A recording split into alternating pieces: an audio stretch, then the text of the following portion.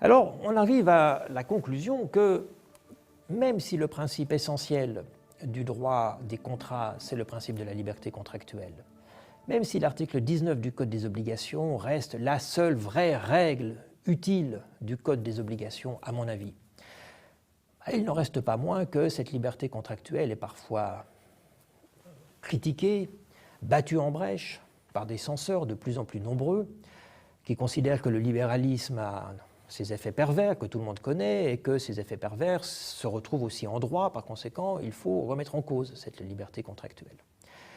Donc il faut faire attention aux limites de cette liberté qui sont, suivant l'ordre juridique dans lequel vous vous trouvez, plus ou moins contraignantes. Qu'est-ce qu'on peut faire? On peut en tout cas limiter les dégâts.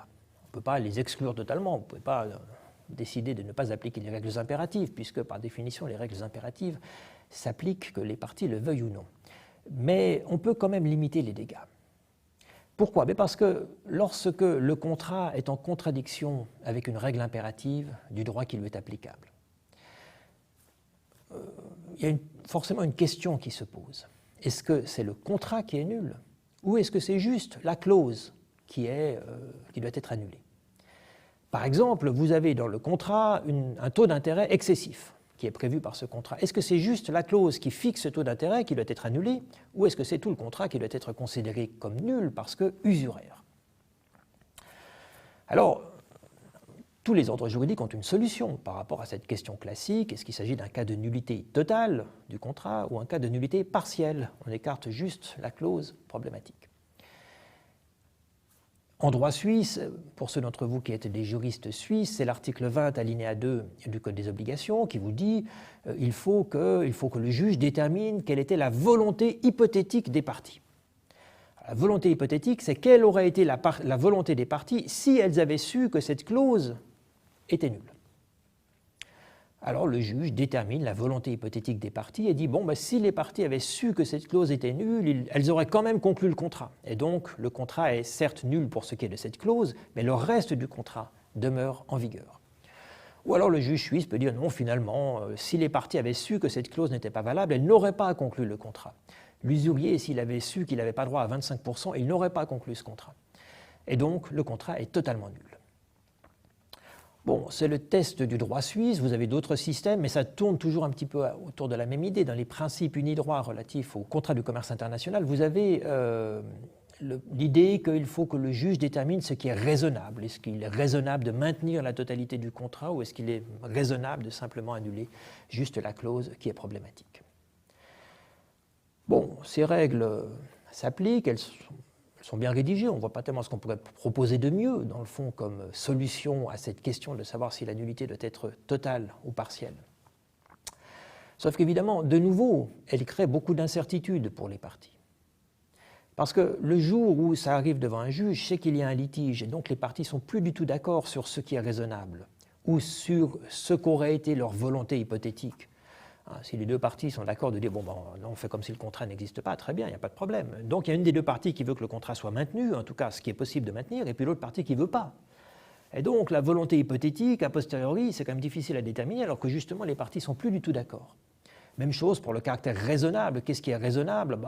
Ça dépend de ce que voulaient les parties, mais on ne sait pas trop puisqu'elles ne sont plus d'accord.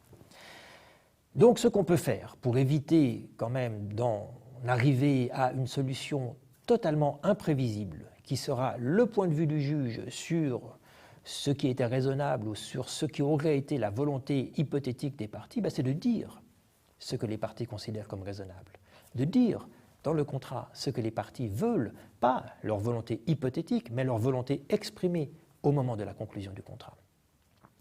Comme on peut par une clause tout à fait standard, qu'on trouve d'ailleurs dans de très nombreux contrats, et qu'on appelle une clause de divisibilité. Et cette clause de divisibilité, c'est une clause qui vous dit si une des dispositions de ce contrat n'est pas valable, le reste du contrat restera en vigueur. Enfin, le reste du contrat sera en vigueur ou ne sera pas affecté par la nullité de cette clause. Voilà, ces clauses de divisibilité, vous en avez une qui s'affiche devant vous, tout à fait classique. En cas de nullité d'une des clauses, le reste du contrat est en vigueur. C'est parfaitement efficace Pourquoi le juge, après ça, ne peut pas dire la volonté hypothétique des parties, ça aurait été que le contrat soit nul, totalement. Elles ont dit le contraire.